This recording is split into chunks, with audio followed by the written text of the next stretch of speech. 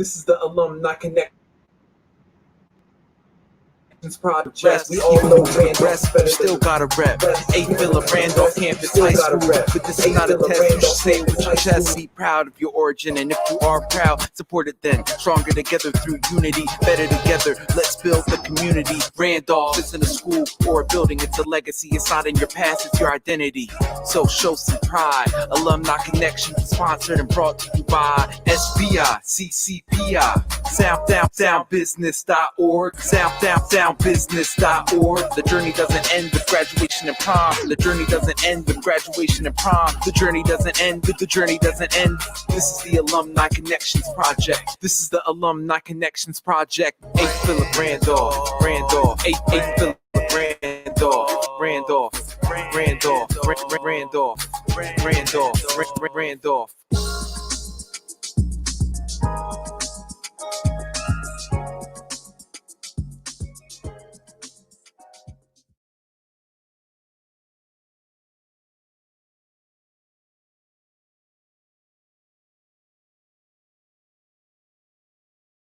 I have Evan Johnson here. So excited to get into today's show. In addition to being a fantastic human being, somebody who I remember coming into the program as a drummer, being taught in the church. He'll correct me if I got any of that wrong, but somebody who came into the program that was a pretty interesting person in their own right before they ever joined SBI, and then came in and did his thing with sound business, and has gone out and gotten a great education, and is here today to talk to us not only about what he's done with his education, but what he is bringing back to A. Philip Randolph Campus High School and soundbusiness.org. Really glad to have Evan Johnson on the show. Thanks, Evan, for being here. Thank you for having me here. So, Evan, let's get right into it. Where are you right now? What are you doing, both professionally and with sound business? Absolutely. So professionally, I'm now at Peloton. They are the interactive at-home workout company. So I'm on the tech recruiting team. And right now, I specifically source out new talent on our software engineering team. So iOS, software engineers and tests, Android. And essentially, I'm coming back now to CCPI to give back all my time and give back to an organization that helped build me up. I wouldn't have gotten to Peloton if it wasn't for CCPI. So that's what I'm doing now. That's amazing. So talk to us a little bit about the job that you have. I don't want to go too deep into it, but I do want to just sort of get into it. So you talked about bringing people in for what exactly? For engineering jobs. So essentially to work on our iOS apps. A lot of our stuff is at home and it's mobile, right? So we just need a lot of people to come in and work on the tech side. And that's where I wanted to give my contribution to Peloton. So that's amazing. And I think that it's incredible, not only because it's a pretty cool job. I'm pretty impressed. But I think, for folks that are coming out of Randolph and coming out of college, this is an excellent opportunity. Here's somebody that's an alumni, take advantage of them. Evan very well might be your plug into an organization, right? So I think that's incredible. And sort of, we're going to come back to this, but you were plugged into the organization by an alumni. Is that right? Yes, that's correct. So who sort of opened the door and got you into the organization? For me, it was actually Kamar. I know he's done an interview already, but he actually pulled me in because I was, so how it was all set up was I was supposed to go to a program called SEO. And it was students' educational opportunities. And essentially what they did was they brought kids around like different colleges and things like that, did college tours. But I wanted something that was really known to Randolph students and something that I could really bring home and be like, I actually am involved in. And SBI was that for me. And Kamar essentially explained that whole point to me. And he explained that even if I didn't want to be on the then step team, I could do other things to give back. Like, oh, you talk about pulling you into to SBI and the school. Yeah. All right. So let me, because I was talking about the job, because I thought, Jeremy pulled you into Yes. Peloton, right? All right, so we'll get into that Yes. story. So we'll rewind back. Let's Yeah. push the rewind button back here. So talk to us even before you got into A. Philip Randolph, right? So where were you living, and where were you going to junior high, and how did Randolph come into the picture? Absolutely. So I was living in Riverdale. It's a small neighborhood in North Bronx of New York. And essentially, I was living there. I'd been in Catholic schools pretty much most of my life. That's most of my background. My religious background is Roman Catholic. And essentially, I wanted to go to a high school with more of my own. I grew up in a predominantly Irish and Italian area. So I didn't see many African Americans around my community and doing the things that I like to do. And going to Randolph was essentially the school that stood out the most, that was doing the same things that I was doing and that had the same interests that I had. And that's what drew me into Randolph. So that's when I went over there.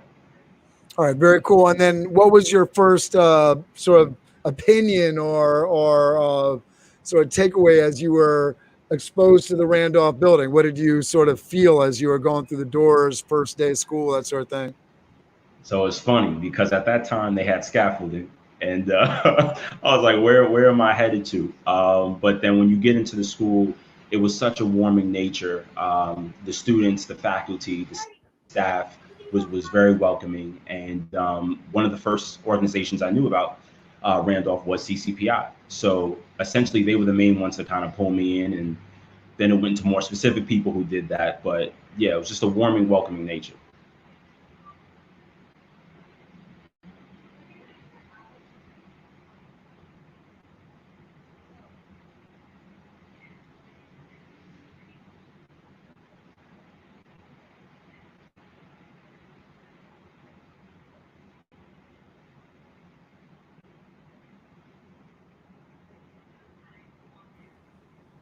I'm so sorry. I literally had to put out a No fire. worries.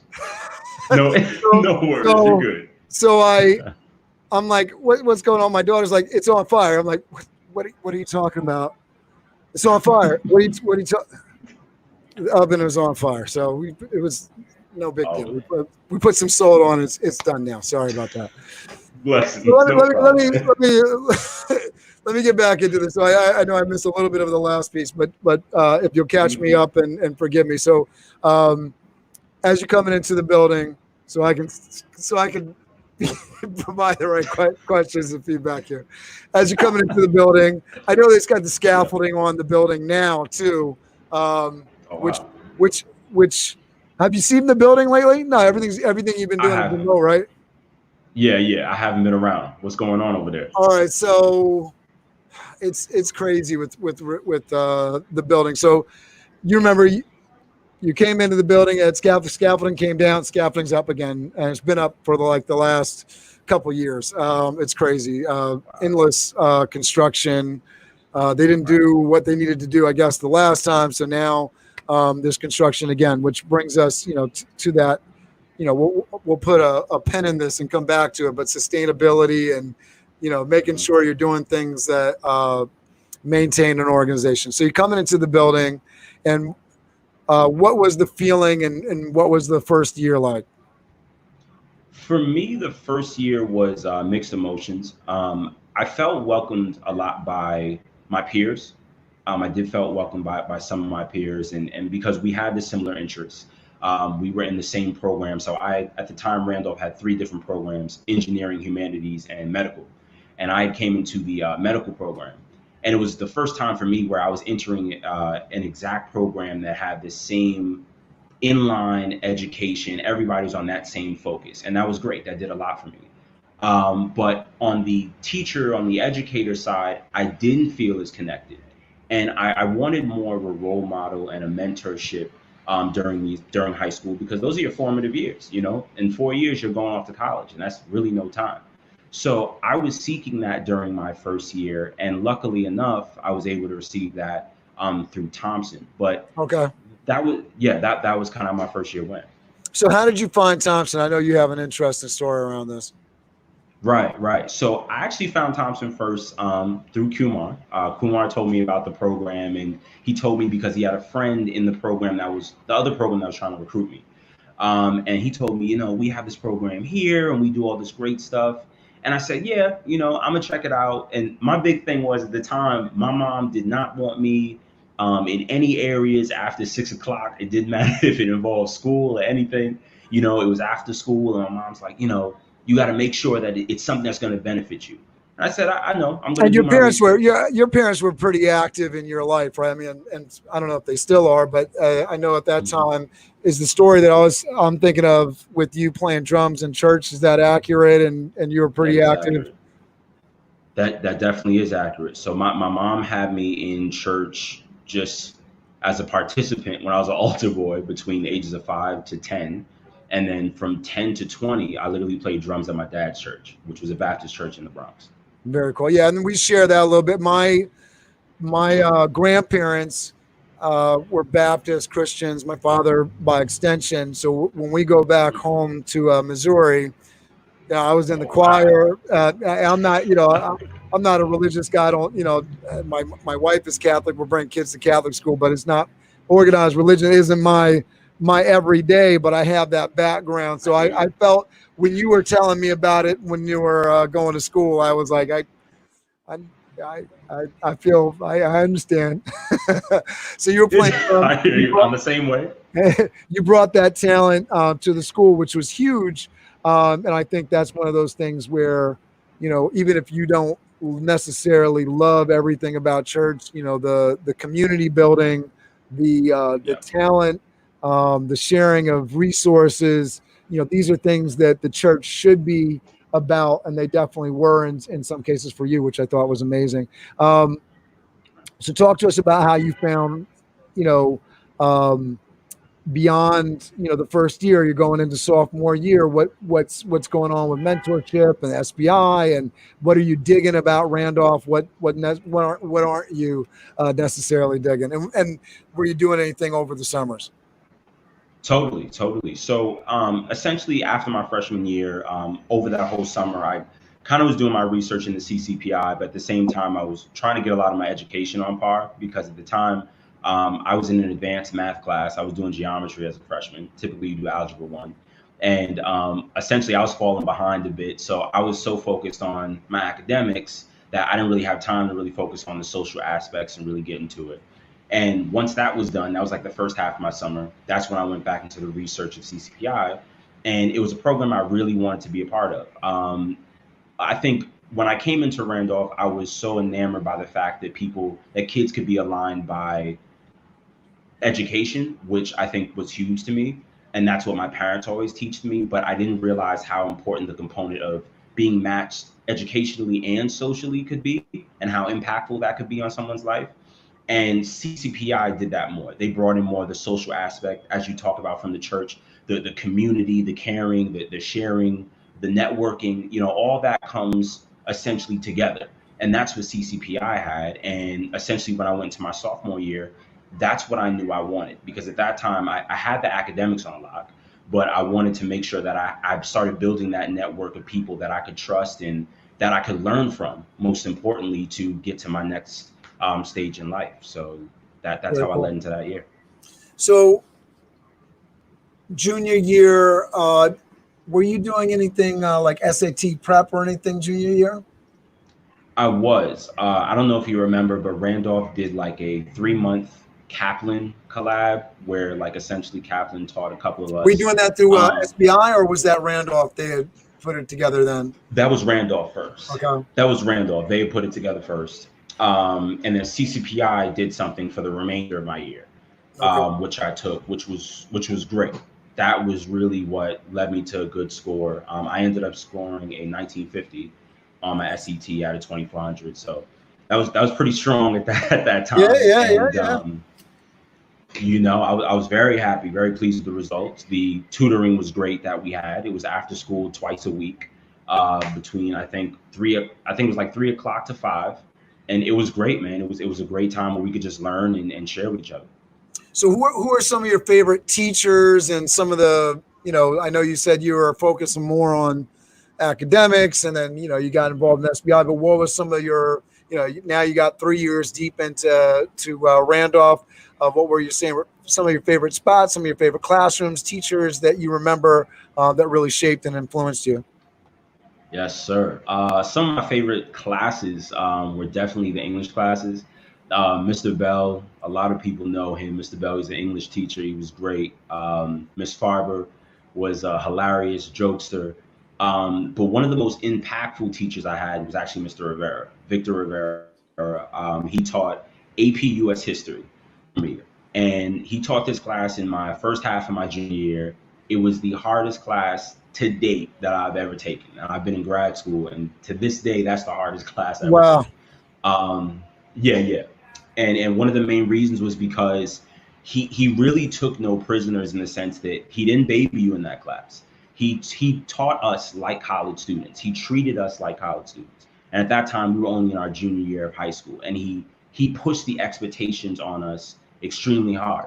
And I think if it wasn't for him, I probably wouldn't have even gone to grad school, because he was the one who gave me a taste of hard work will get you this result.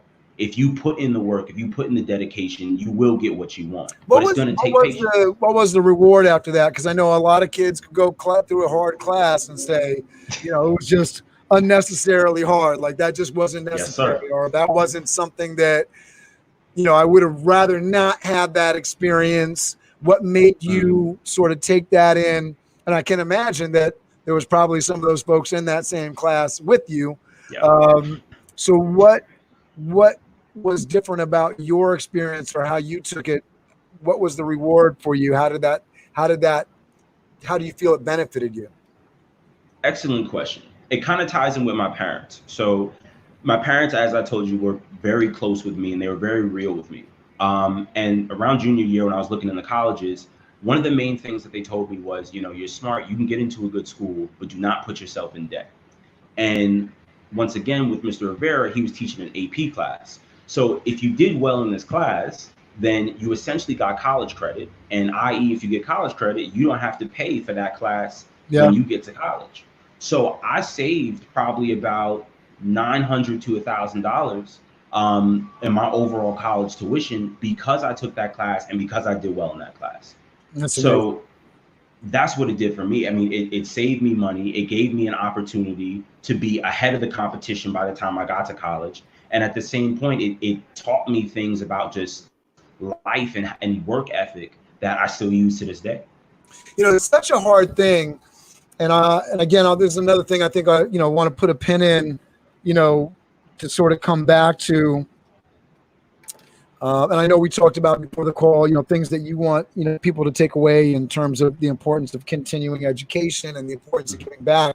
But there's something really that drives me in connecting what a student is doing in school now, whether they're in high school or college, but particularly in high school, because that's that moment where we have that opportunity, especially with a young person, where the results that they drive can save them money, not only save them money, but make them money, which it took me a long time to learn it, but saving money and making money, saving money is better than making money, because making money doesn't necessarily mean that you're saving it. You got to make money to save money. But if you're not saving it, you can be making money and be poor. That's right. Right. Yes, sir. That's right. And the fact that you were able to connect at a relatively young age that something that you were doing in the classroom was going to pay dividends, I think that's amazing. I think that's looking back on it. I don't know if you look at it as super mature, but I think it's something that I would like ideally for every high school student, and in your work and touching students and working with Nico and working with Genesis, when they're, engaging with high school students that are currently in the program, if you're able to get one little bit of that across to somebody, goal achieved, right? You're able to connect the work they're doing to the future results. It's an amazing thing. All right, so talk to me about, so you got a good score on your SAT. You're getting some great leg up in terms of your AP credit, that sort of thing. What's going on senior year? What schools are you thinking about? What schools did you apply to? What's going on senior year? Absolutely. So senior year was the year where the maturity really had to come in. For me, senior year was a hard one because I even to this day I want the best bang for my buck, and college is an investment in many ways. That's academically, that's your time, that's financially. It is an investment, and that was a lesson that I was luckily able to learn early. So in senior year, I kept on hearing, you can go to this school because of your grades. You can go to this school. And when I'm looking at the bills of some of these schools, it's So in senior year, astronomical. I kept Like it's on crazy. hearing, And then after that, when you consider the fact of how much time you're going to be away from your family, because I was big on family. So I incorporated all these things, and I needed to weigh the pros and cons of what this would be worth, what the next step of college would be worth. And senior year, that's all I did in the beginning of it. And I had to make some tough choices. When I was applying, I applied to a bunch of different schools, probably about the six that I remember. I applied to Howard, I applied to NYU, Hunter, Siena College, Manhattan College, and Albright. Those were the six that I really wanted to go to. Howard accepted me. They gave me pretty much half tuition scholarship, but I still had to come out of pocket with about, I want to say 17,500. So that like Per 1.7, per year. yeah, 17,000 per year. Yeah, yeah. And now that adds up. When you get out of school and you're looking for a job, unless you know you got a job out, that's a hefty bill you got. So I Do you said know? no to Do you know the Howard. amount that we recommend or we're recommending? I don't know what Thompson's recommending now, but the amount that we were recommending for you to be taking out in loans maximum per year. No, what was it? What is it? So I remember what we usually focus on was about 7,000 was like max. So try to get in some place where, while we would usually recommend like a competitive liberal arts private school that has the money to pay for a Black, Brown, Asian student There you go. from Diversity. a different background coming onto campus. We're going to pay for that education, especially with the good grades and all that. And applying to enough places where you can come, put one bid against another and say, hey, this school is giving me this. So you applied to a bunch of city schools. So what was, obviously Howard's not in the city, but you applied to a bunch that were in the city. Do you know why you were applying to mostly city schools? Yes. So it had a lot to do, once again, with the financial component, but with my parents. When you had asked me earlier, like, what did I feel similar, or what did I feel connected with the program?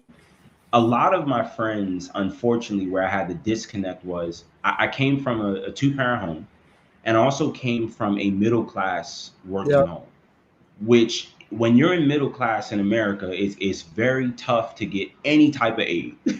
That doesn't really matter what race you are. It's very tight to get aid because you're not on the complete end of the spectrum where you could buy a new library, and you're not on the spectrum where you can't afford food, So I was stuck in this middle ground, and a lot of schools the scholarships weren't there because on paper, it looked like my parents could afford it. And I had good grades still, but those bills just weren't going to cut it. And I didn't want to put myself in debt. I didn't want to put my parents in debt. So city schools were the main go-to that I had to look at. And that's why I made my decision. And it's funny you mentioned that because I was waiting for a moment like this where I could say, Thompson and I, we clashed on this. Yeah. We really did. But because, he boosts, go away, get your experience, do what you got to do. And it was a tough decision. But when I explained to him why I made that decision, he understood it. And he understood that time I was a hard worker and say, you know what? I have faith you'll make out of whatever you got to do.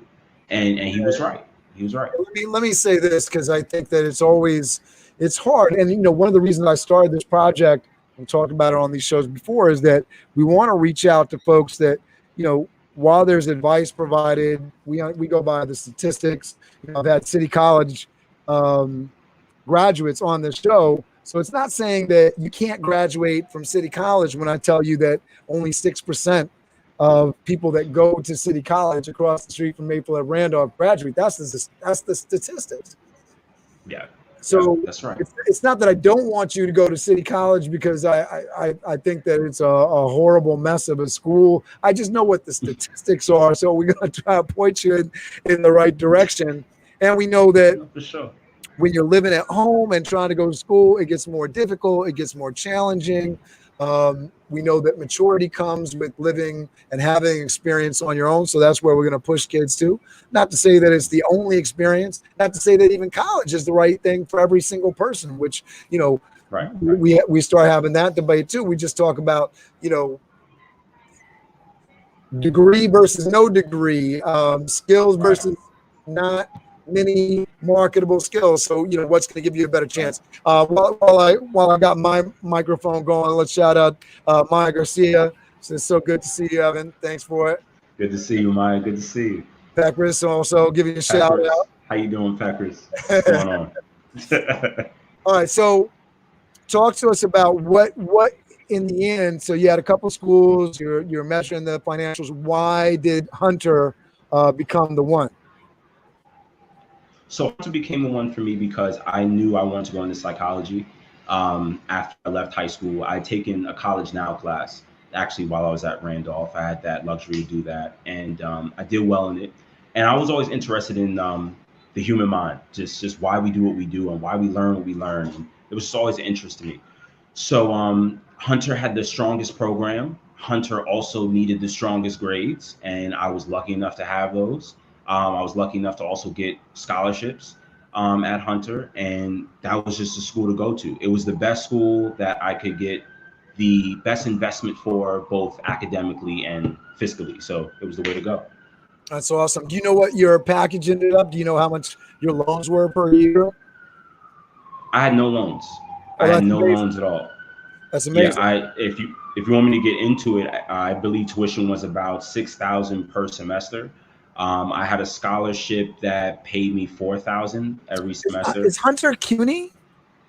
Hunter is a CUNY, yeah. Okay, Hunter is CUNY, because I know it's elite. I mean, in terms of schools up there. So I don't in my head associate it with CUNY, but it's a city school. And when you say 6,000 for tuition, that, you know, that's why you applied to a CUNY or a SUNY, because the tuition is a lot lower. So you were able to not take out any loans, which is ideal. That's amazing. You know, because you also have situations where, you know, financial package was great the first year, and then the school changes it up for second, third, and fourth year, and then you got a master's education, so that they get you again. Yeah, that's right. So you chose Hunter. So talking to us about senior year, you graduated in Randolph.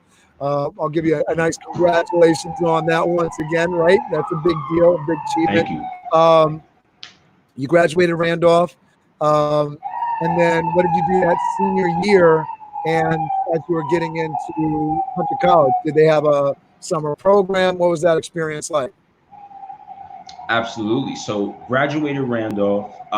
Essentially, I was kind of just hanging out that summer, just getting ready for school. I met all the requirements. Like I said, I had some classes where I was advanced. So my freshman year was pretty light. I was going into a freshman year with only probably two classes, two early morning classes my first semester. And that was sociology and Psych 201. I remember that's what it was.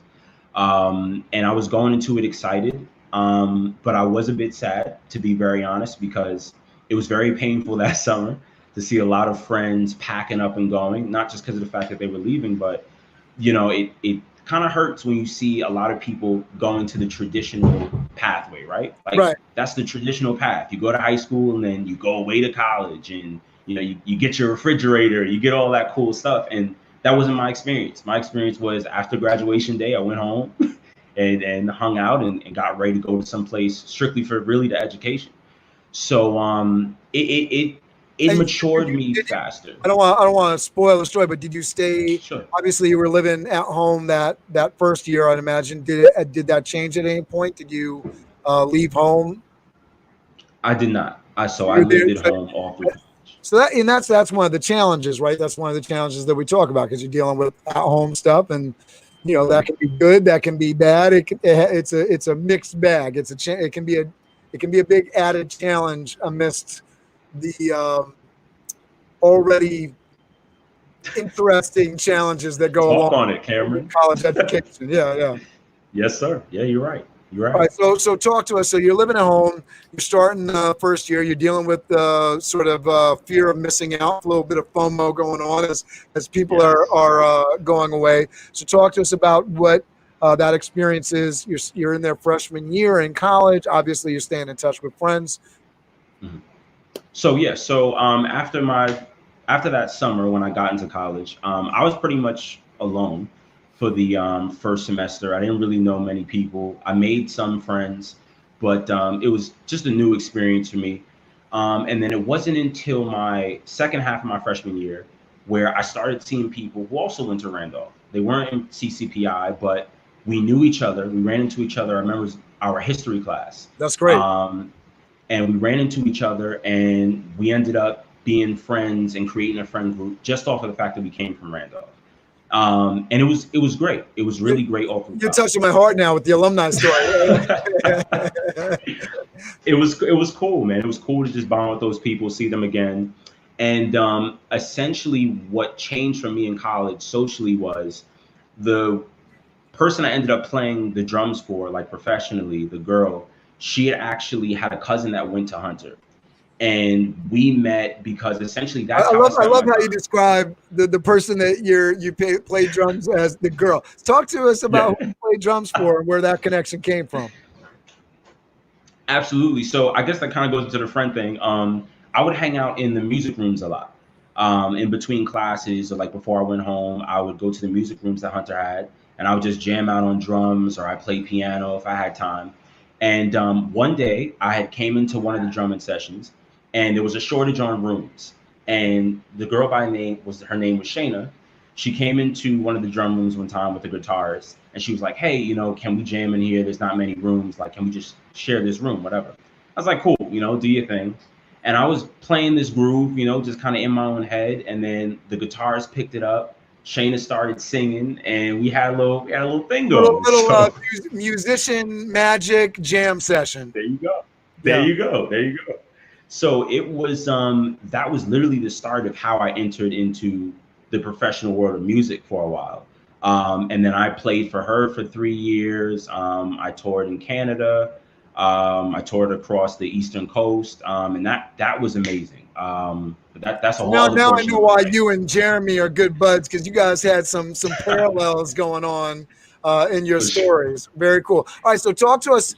So did that happen freshman year at Hunter?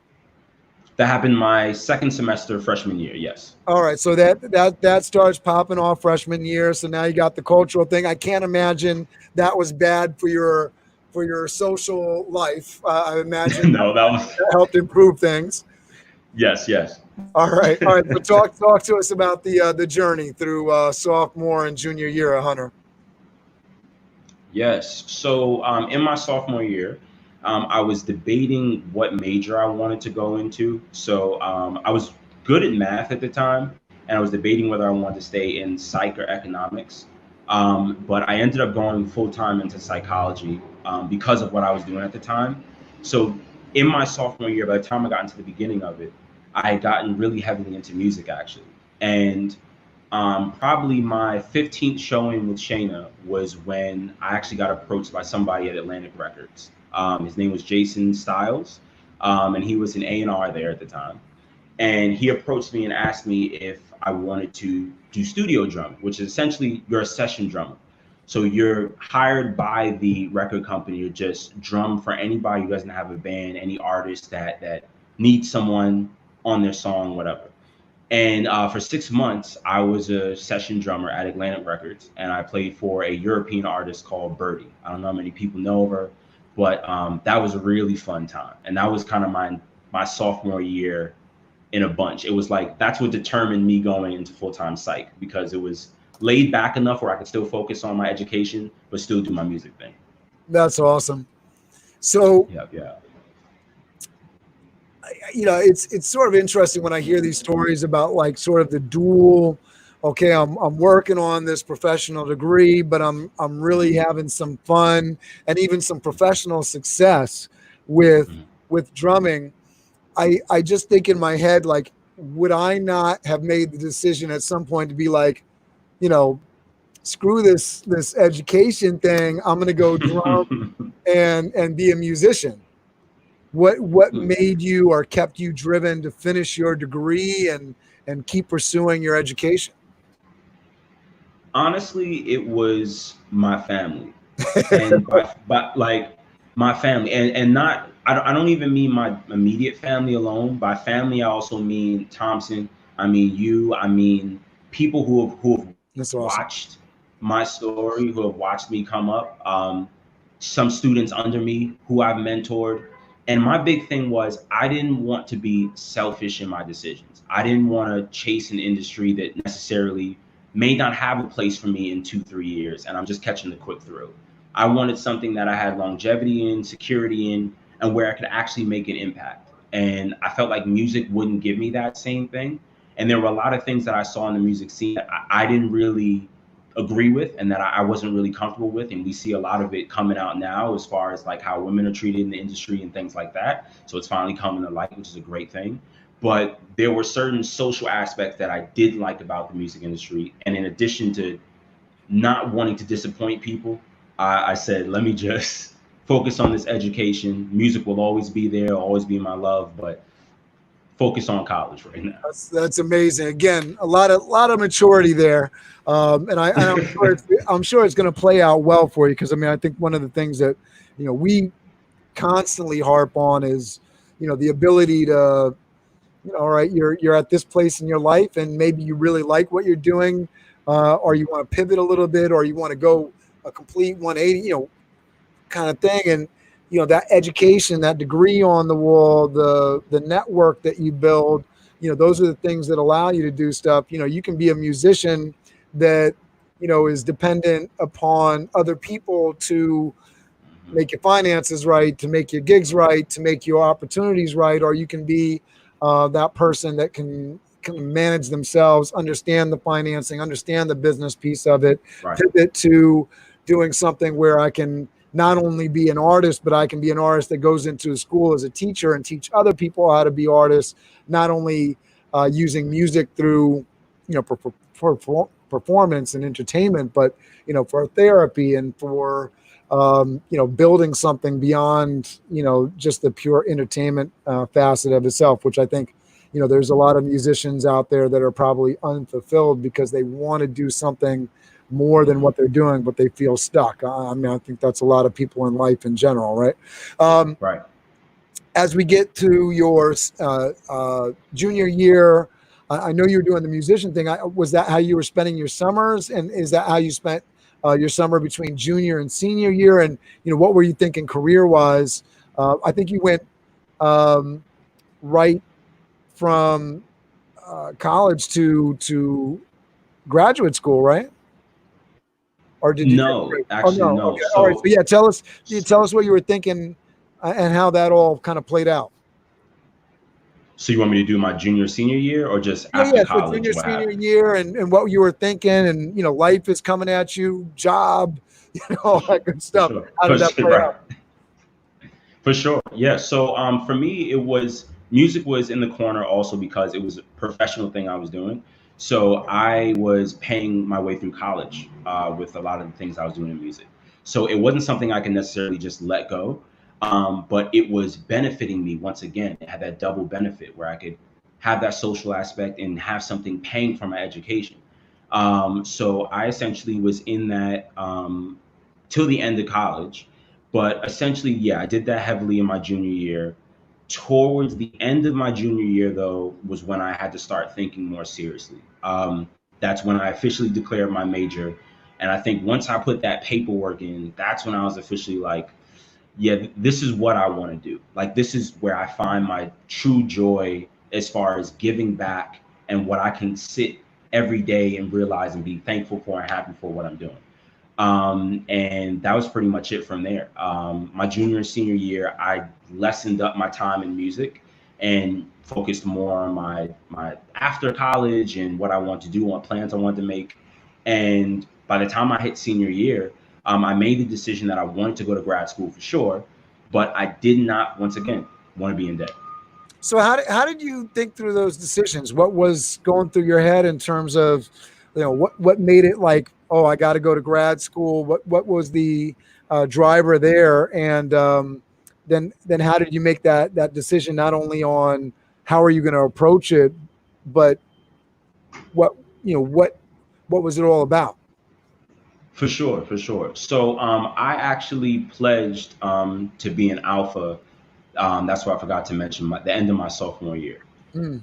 And being in that community, being in that type of environment, you realize more what you come more into tune with your background, your environment, your understanding of why you're here, and why your people are here. And for me, that did a lot of soul searching for me, as far as identifying what actually made me happy. And I feel like that's between sophomore and junior year, that's where my mindset was more.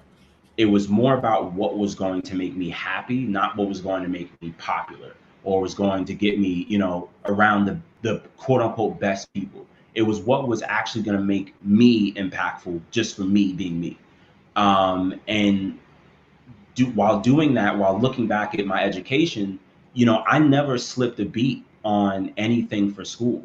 I had late nights where I'd have shows till 3 a.m. and then have to wake up for a 7 o'clock class. But my grades never slipped. I was always an A, B student. So looking at that and actually having time to sit down and see that these results were still coming in, it just made me kind of counter, like, what do I actually want to do? What am I good at?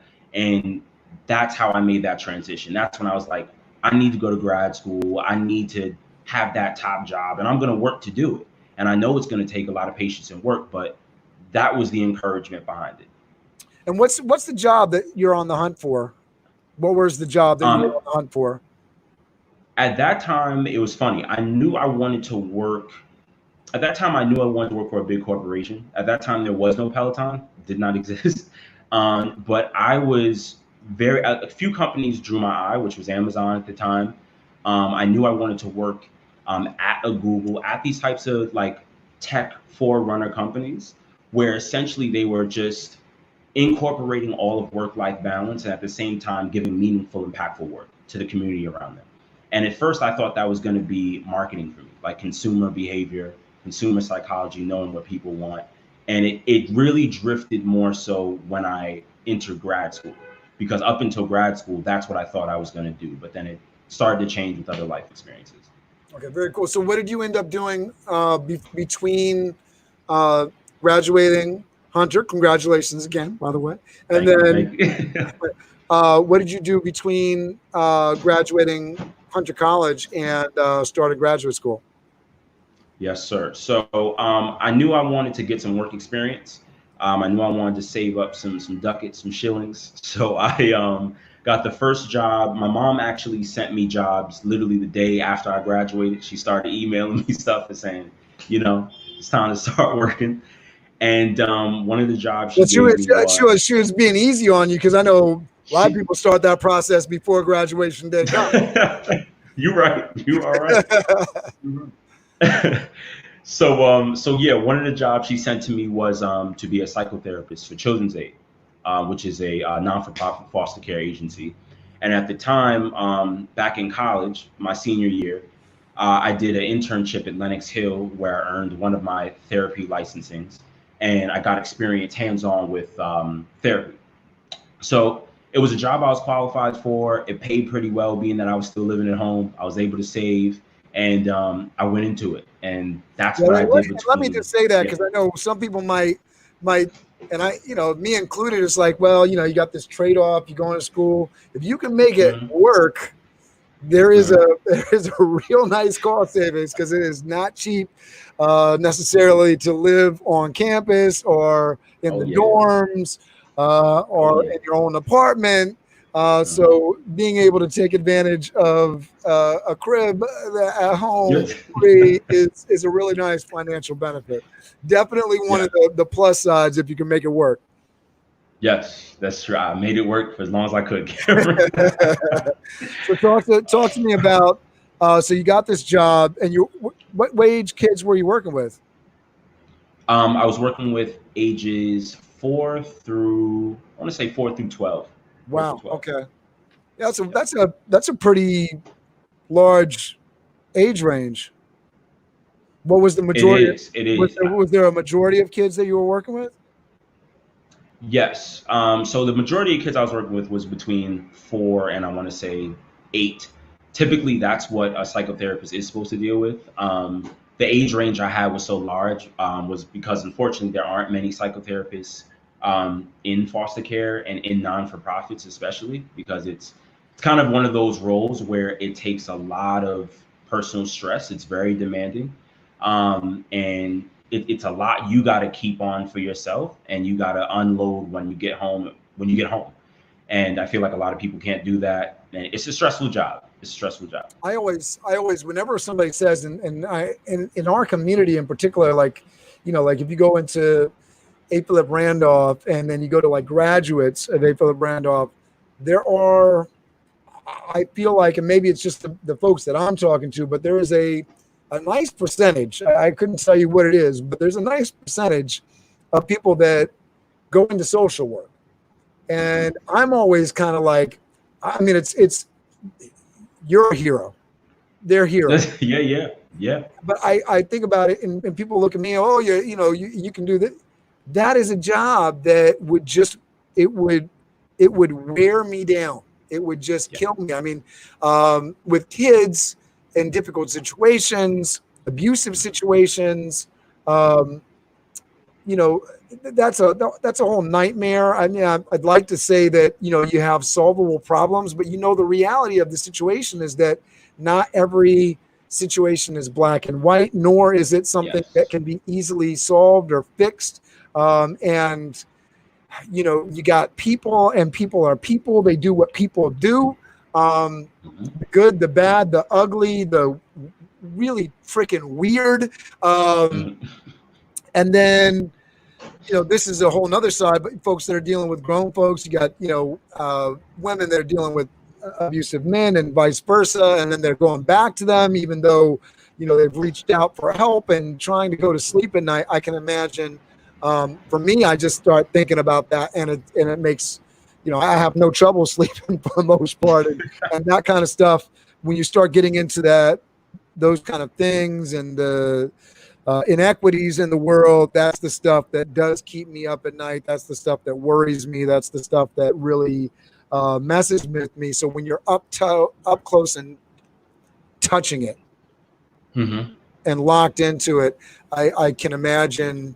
And sort of empathize with that situation, that it's really difficult. So I say all that to say, for somebody that might be watching it, that's what you're dealing with. And kudos to you for taking on the challenge. So how long did you do that for? I did that for a year, an exact year. So August 2017 to August 2018. Wow. And what did you take out of that? Like, what did you learn from that experience? It was a very humbling experience, I think, for me. I took out a lot from it, actually, but it was so humbling because there is a total different world that a lot of us don't even realize is out here. And I'm talking about, like, as far as, like, when a lot of times we blame people for situations, like we'll say that a parent should never put a kid in a situation where they're in danger. But a lot of times, as you just mentioned, where there are women who are literally entrapped in a lot of relationships with abusive boyfriends or the vice versa. And it was humbling seeing that take effect and seeing all the domino effect of everything, especially in impoverished areas, and just with how the government, essentially, I don't want to be a conspiracy theorist, but it's funny because I would have to go to court a lot of times, and I'd have to write papers on why kids should not go with their parents, like the psychological trauma that they experience by just being in the room with some parents, and the politics that play such a deep part in why a child should be at an agency, and the money that agencies get for children being there, and for the amount of time they're there. It's crazy. There's so much background noise going on, it really discouraged me from the field, but it didn't discourage me from helping people. And like I said, it humbled me in that sense that whatever I went into, I was going to get into a job that gave back to someone. And that I would like to think that that's the path I'm going into now. Without too deep into a political hole, maybe in just, and I know this is a tough thing to say, but is there, for that particular job and for that particular industry, what do you think is something that people can do, foster system, court legal wise, politically, what's something that we can all do to sort of help make that system better?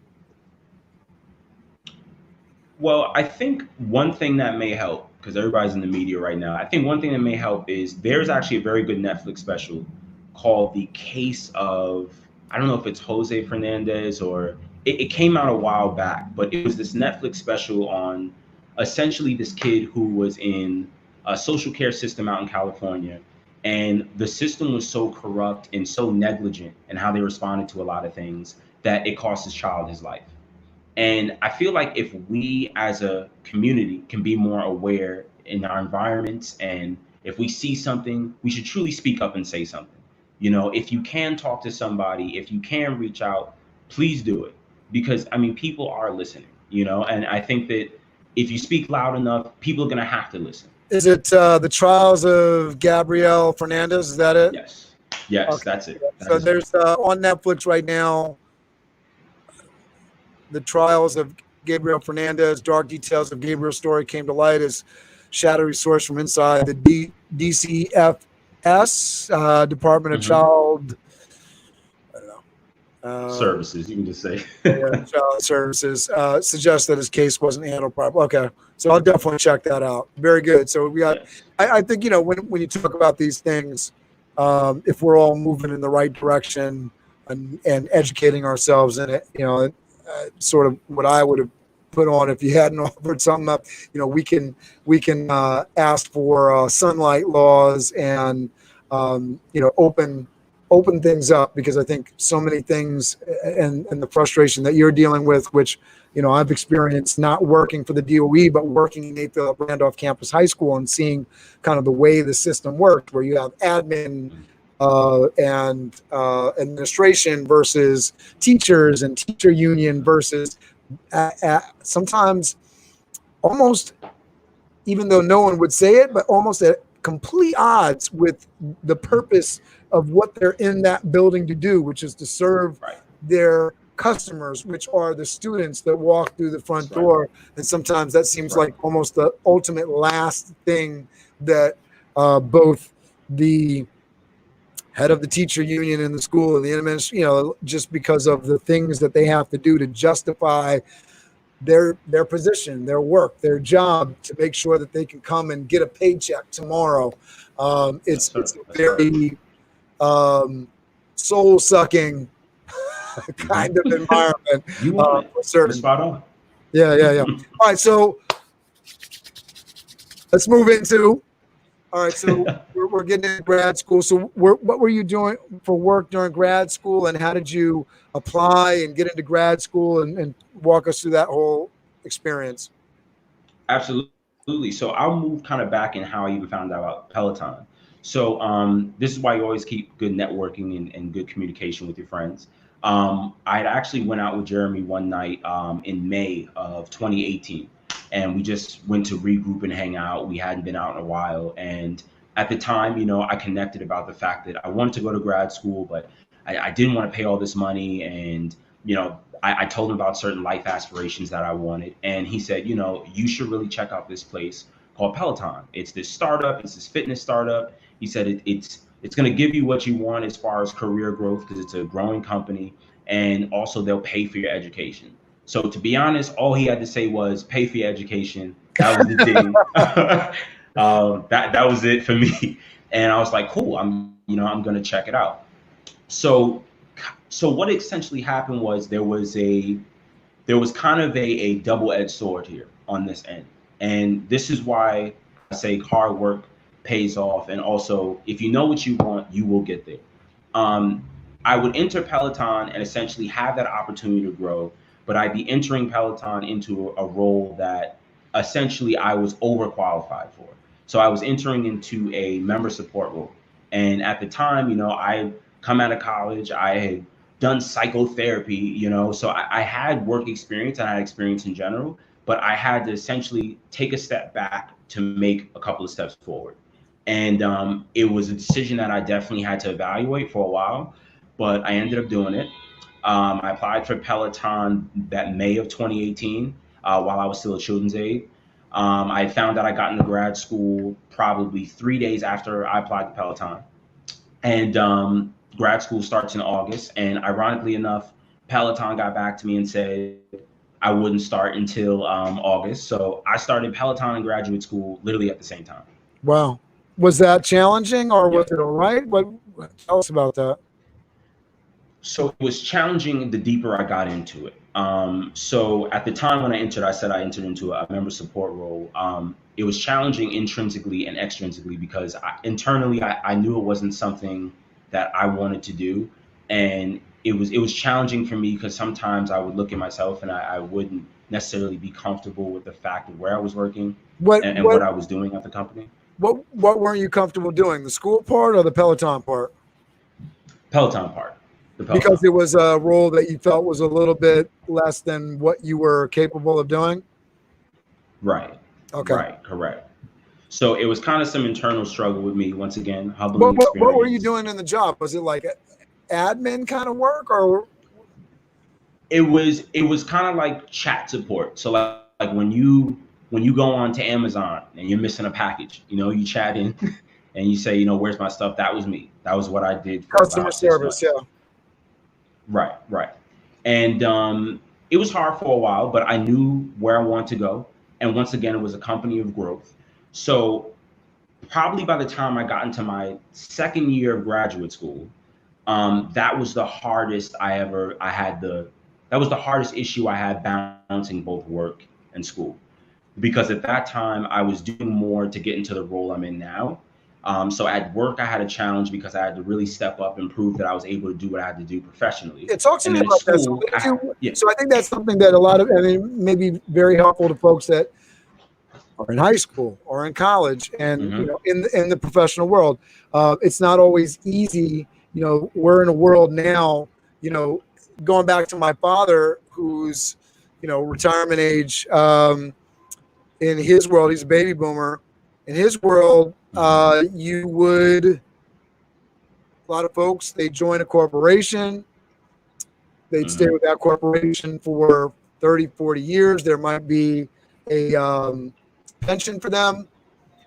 For my generation, which is just a little bit older than yours, our generation very much on the, this start of, we don't work for one company. We jump. If we want to make a vertical move, if we want to move up the ladder, we get our core and we jump to this other company where they're going to give us a pay raise, because for whatever reason, people don't really look at this. If you're in this role to move you up, we look at Evan over there. He's doing that. Let's bring him in beyond the person that's working down at this level, because they're only working at this level. So I almost look at it almost as a unique thing that you were able to really move up at your place. So talk to us how you did that.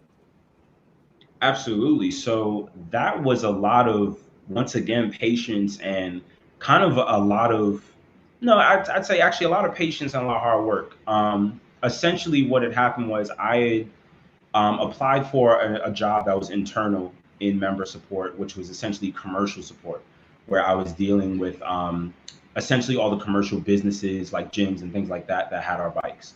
So I was dealing with that. And essentially in that position, I said, well, what can I do to make myself shine, but still align with what the company's needs are and still move to the next level, which was I wanted to get on the recruiting team. So I think one of the big things were that I just had to put that shine on myself and really put in extra work.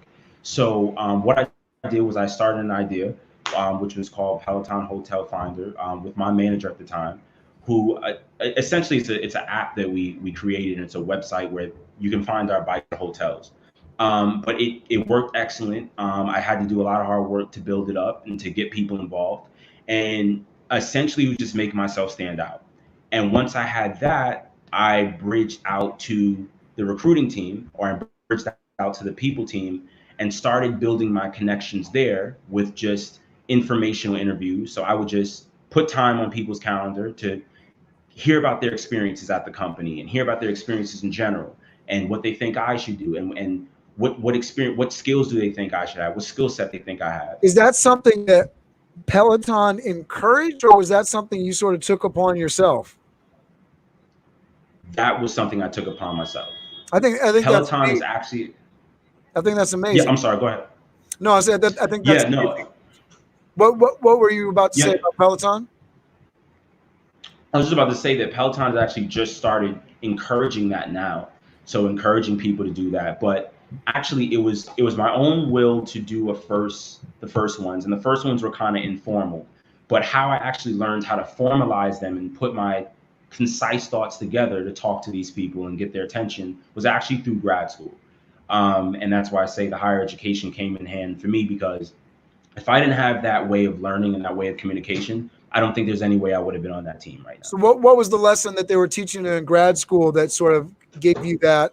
I mean, because I would call that personal branding. I would call it definitely not self-promotion, but your self-advocacy, advocating for yourself. And then having the ability to network that way, which is something that I'm still learning. You know, I'm 42 years old. I'm in a networking group, and it's about learning to better interface with people that you're meeting. So there's networking. You can go to a networking meetup or networking association meeting, or we're going to go out to the bar and somebody, and there's a way of like exchanging cards, but there's this deeper level of I'm going to set up a face-to-face with you now. It's a Zoom call, whatever, but tell me about yourself. How did you get where you were going? What's going on? What's your passion? What's your deep? Oh, I know so-and-so. Let's connect, which I imagine is something. Is that about right in terms of what some of these meetings were? So that's a big deal. So what in grad school was sort of leading you into that? So it's funny you say that, because at Peloton, essentially, it was very much a buddy-buddy system when I entered Peloton. So essentially, if you did know this person, you're absolutely right. Like, you would literally get that job change. You would literally get that title change. For me, it was a bit different for a lot of reasons. But one of the main reasons was I wasn't that type of person. I wasn't the type of person to make friends with somebody just to get a job or just to be in that good circle. I was somebody who I wanted my work to talk for me. And then when I had that conversation with you, well, I can do X, Y, and Z. And this is why you should put me in ABC. So essentially what had happened was, when I was in college, I took a course in graduate school. I took a course called Organizational Relations.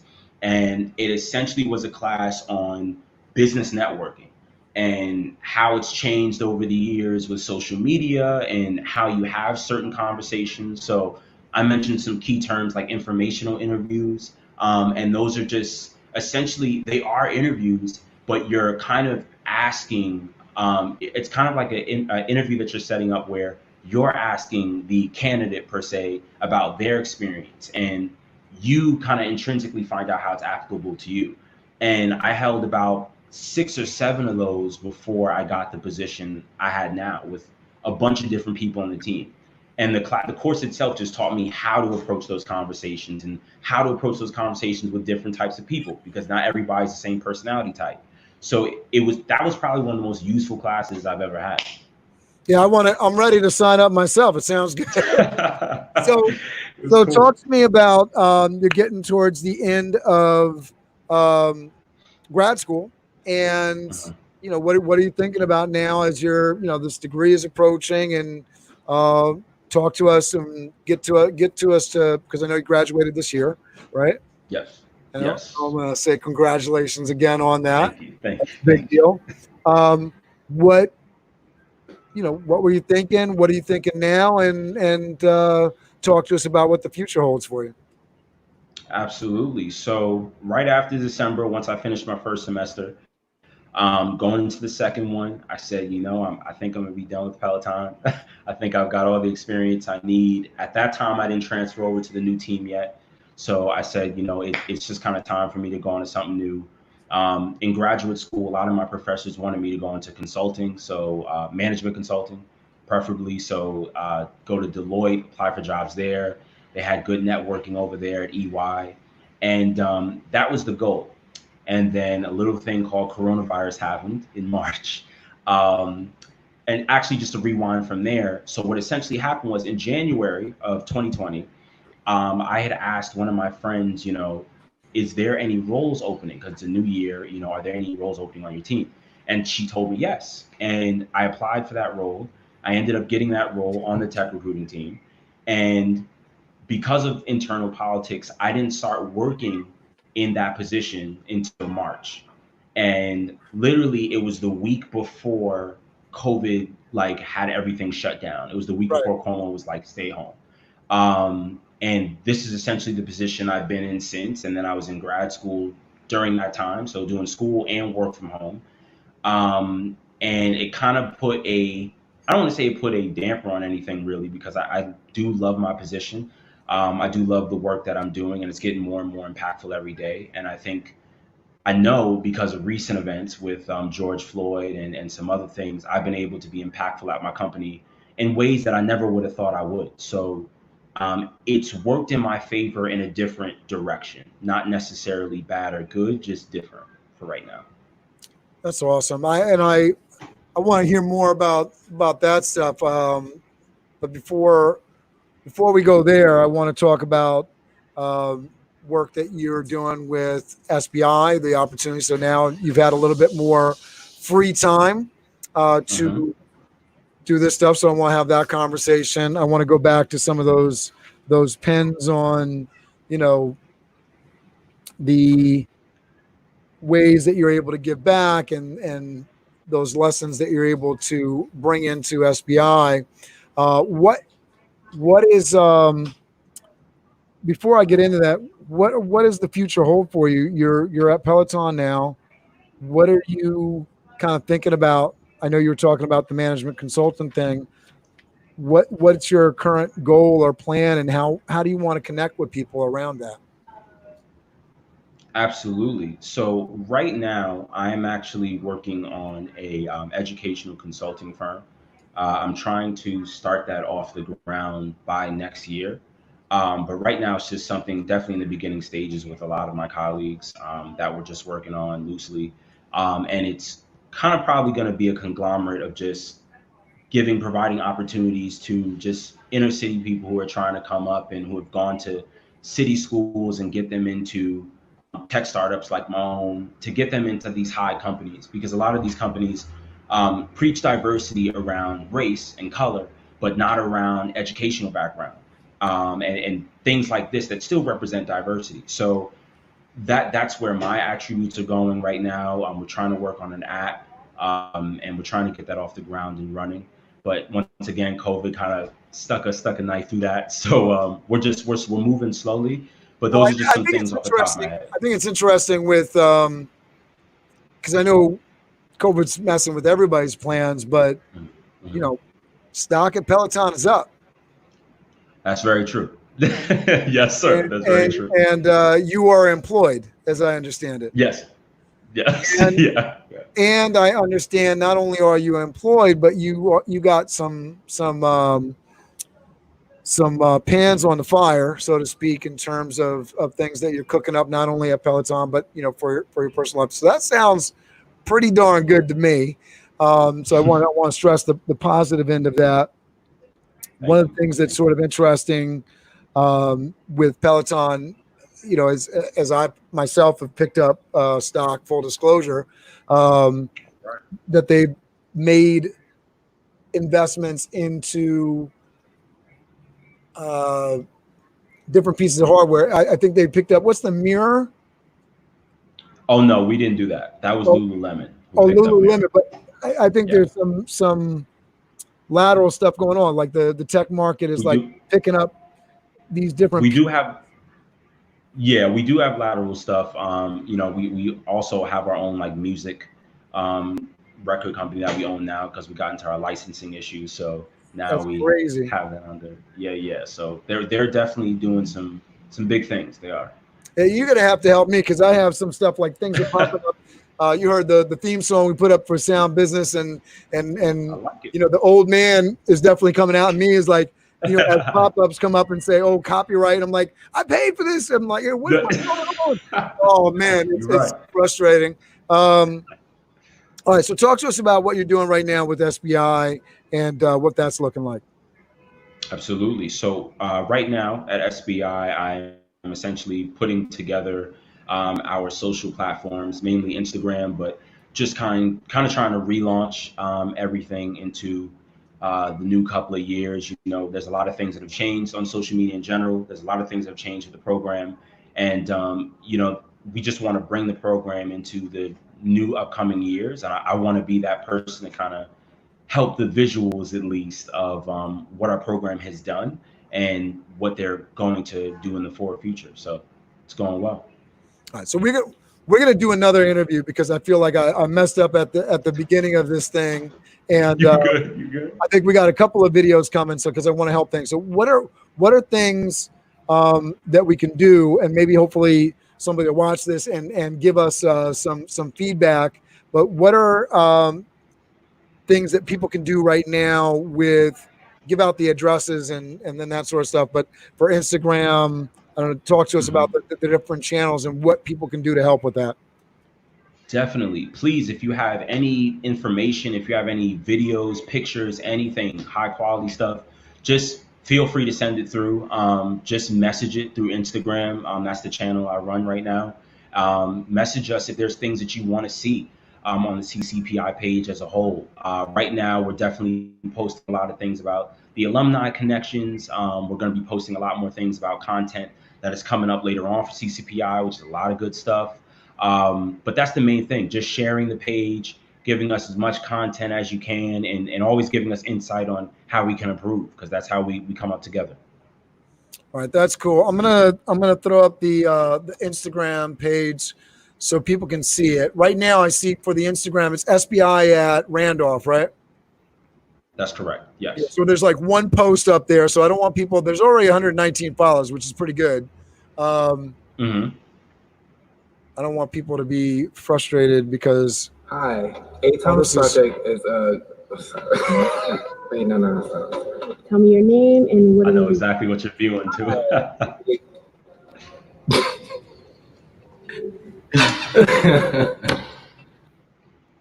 Take three.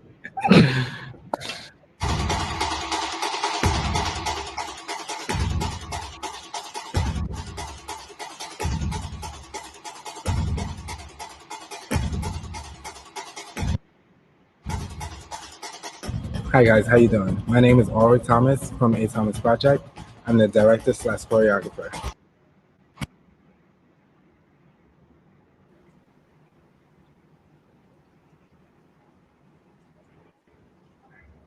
all right. Keep talking. Talk. Is it good? Yeah, I got the computer slow down and whatnot, but talk to us through how people should connect and what people should be doing for you. Yeah, so just please share that page as much as possible. Please follow it. If you have alumni that would like to do alumni connection videos as much as this, please message that through. Any outreach is just extremely important. We're just really trying to get this program to the next level. And once again, I mean, realizing the impact that it's had on my life, and I know a lot of other friends' lives, it's just something that we definitely need to keep going for our community and our people. And it's important. So please share it, follow it, add to it. I appreciate your service in doing this, Evan. It's really great for you to be coming back and giving back. What are some things that you're looking to connect with other alumni on? I know that you got the app and works. People can probably reach out to you. What's the best way besides the Instagram handle at SBI Randolph to reach out to you right now? Right now, you can reach out to me on Instagram as well. My individual handle, Evan Rob Johnson. You can also reach out to me on LinkedIn. I'm on there a lot. So also Evan Robert Johnson. technical recruiting or global talent acquisition for Peloton. And just reach out to me. You know, if you have any questions, concerns, something that you want to see on the page, or just advice about experiences that I've had, please just let me know. All right, very good. So I know that I got the links down in the description. Mm-hmm. All right. I think I'm dealing with some delays because of the hard rain that's coming down right now in this moment, because this is a live show. I want to encourage people to reach out to you. I also wanted to, while we're live, just talk about NSBA, you know, because this is about alumni connection. So I know you were talking about management consulting and Deloitte and Ernst & Young. So NSBA, class of, I want to say 2006, is somebody that has worked at Deloitte, is currently working at Ernst & Young, does the consulting thing. So he's somebody that I think you should definitely reach out and talk to. I was a attendee at his wedding. Very, very thankful for that opportunity. So he's somebody that I know well, and I know that he would be very receptive to you reaching out to him. So definitely take advantage of that. We have definitely a lot of folks that I have both interviewed and not.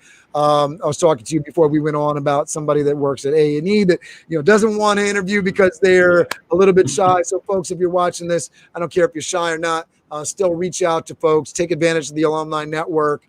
If you feel comfortable with coming on the show and interviewing, we definitely want that. But regardless of that fact, in live or on video, let's get these alumni connections happening. Evan, thank you so much for doing this. If you can just speak to the, you know, what you want people to take away from this, hit in on that continuing education and giving back to SBI, I'll let you close this out.